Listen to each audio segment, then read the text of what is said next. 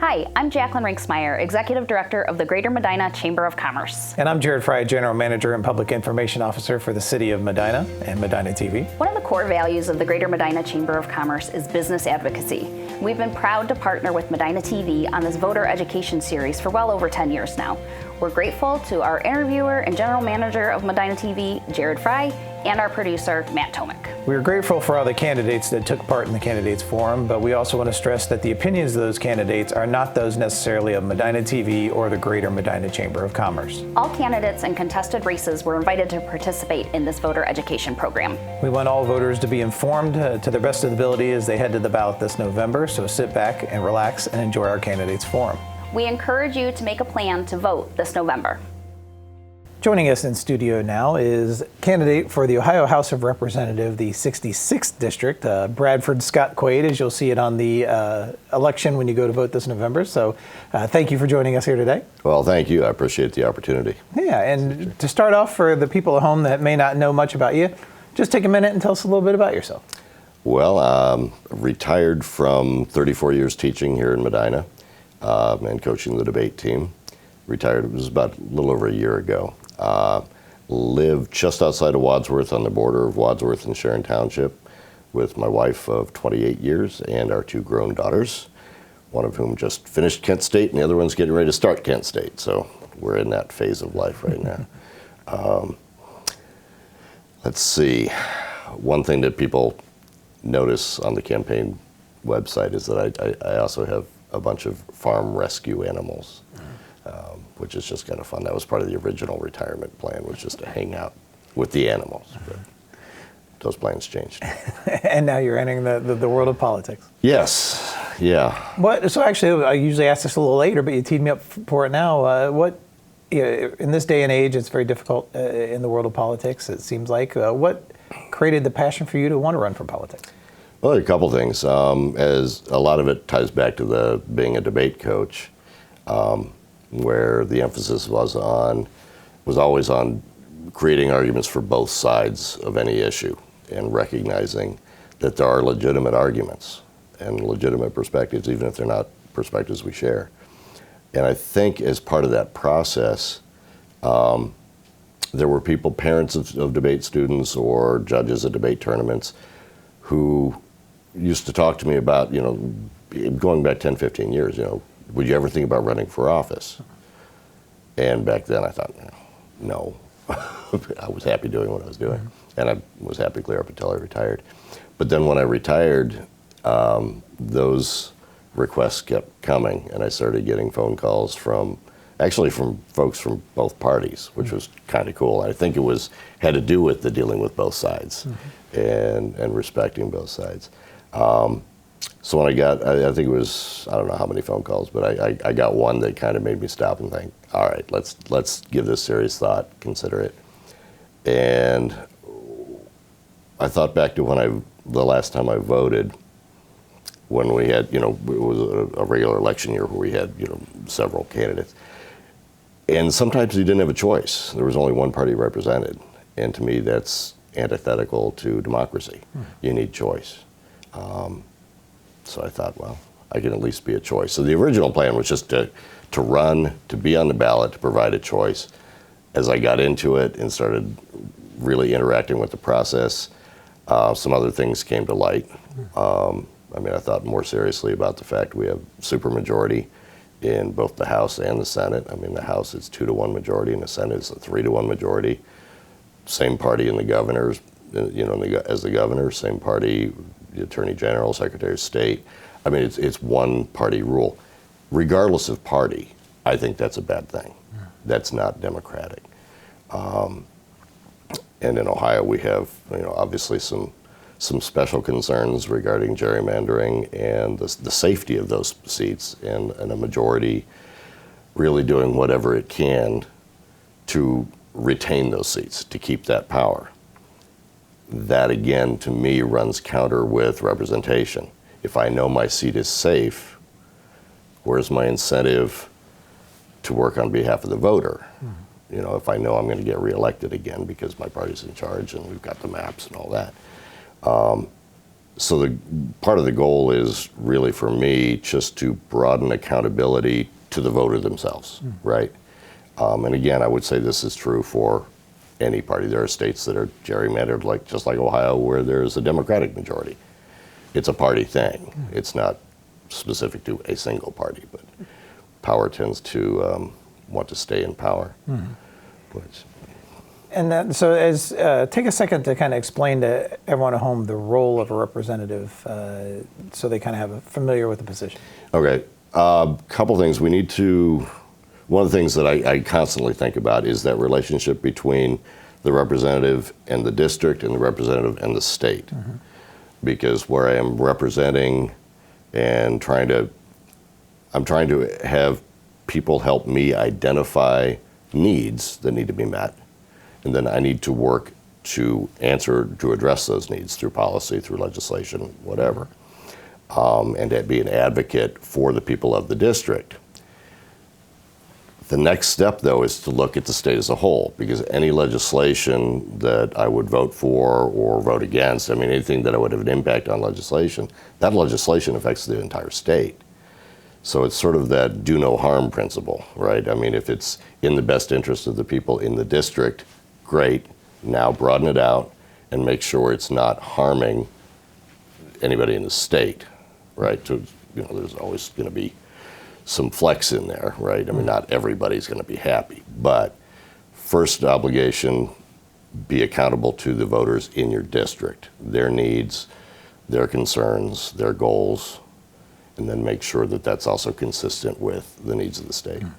And that's a great question. I was going to follow up with that is, how do you create that balance, especially if you're down in Columbus a lot, handling issues down there on the state level, and still maintaining that communication and looking out for the best interests of your local constituents? Well, part of that is being in constant communication with the people in the district. When I go out, I've been doing a lot of campaigning, going to a lot of events, going to little meetings here and there, going out in the townships, not just staying in Medina or staying in Wadsworth, as a lot of candidates do, which numbers-wise makes sense. But in terms of representation, you have to get out to the various, the people outside of the two major metropolitan areas in the district.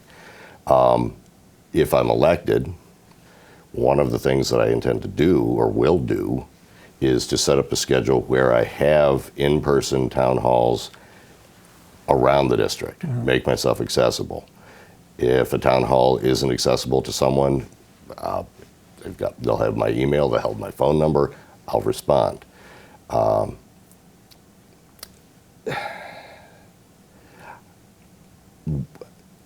want to avoid talking about other candidates, okay?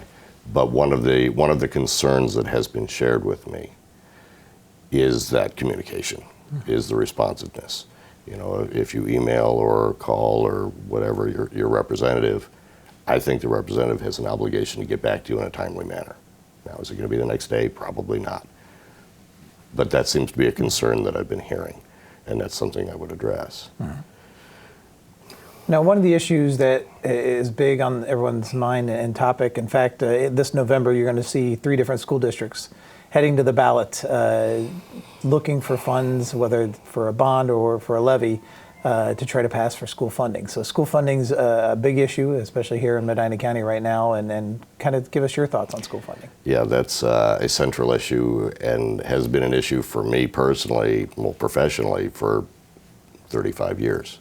I've lived through, as a teacher, phases like the one we're dealing with right now in Medina, where you've got operating levies that either have failed a couple times. There are a couple things I want to address with that. One is the root cause for the frequency and the amount of school levies.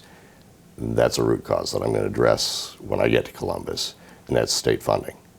In the past several years, the state funding for the schools, and I need to be I want to try to be very accurate in how I represent this, because obviously numbers, the state could say, well, we spend more on schools now than we did 4 years ago.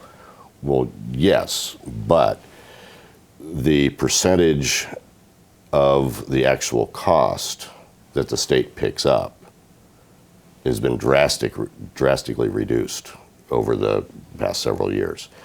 The federal government likewise has been reducing funding. We have a combination of reduced state funding plus, I'll put it euphemistically, a reallocation of educational funds. The expansion of school vouchers is a huge deal. The original concept of the original voucher program, the school choice or ed choice program, where if you were in a failing school district and you were under a certain income level, there was money available. Okay, the concept of that I liked. I think there are better ways to implement it, but the concept did not offend me. The expansion of it in the last 2 years does offend me because they've eliminated the income level, so you could be making $500,000, $600,000 and still qualify.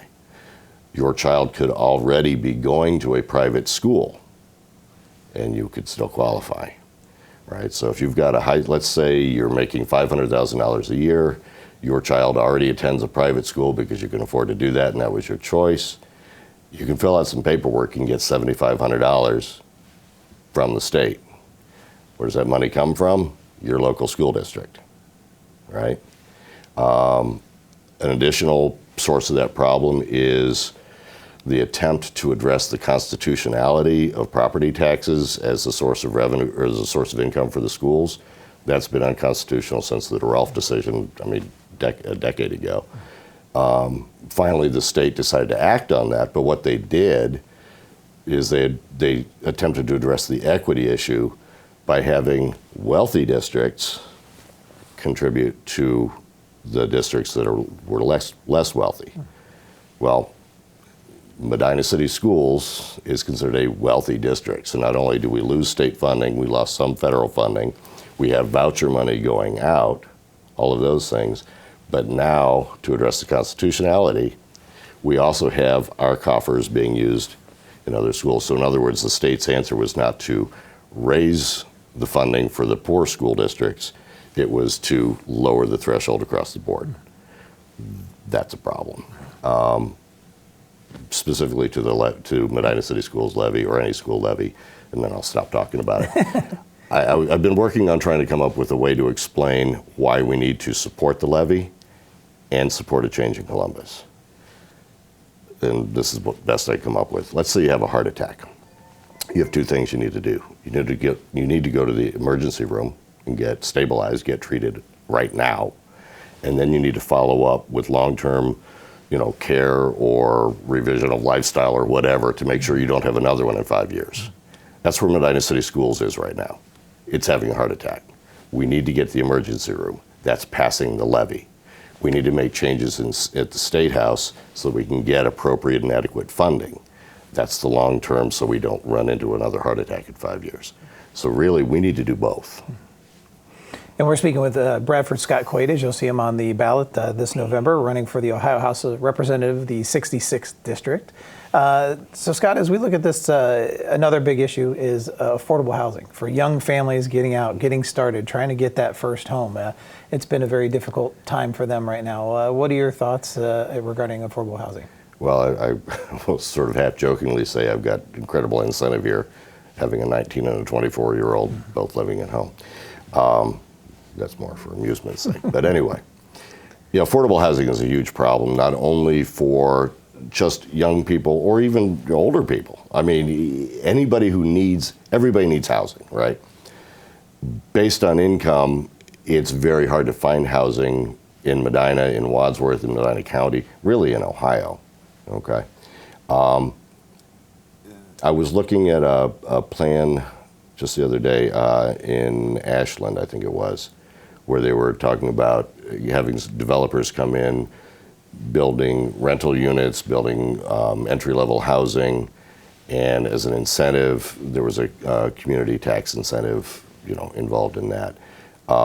The way it was explained in the article I was reading was, yes, there's an initial tax, I don't want to say rebate, but a tax easing for the developers, as long as this was affordable housing.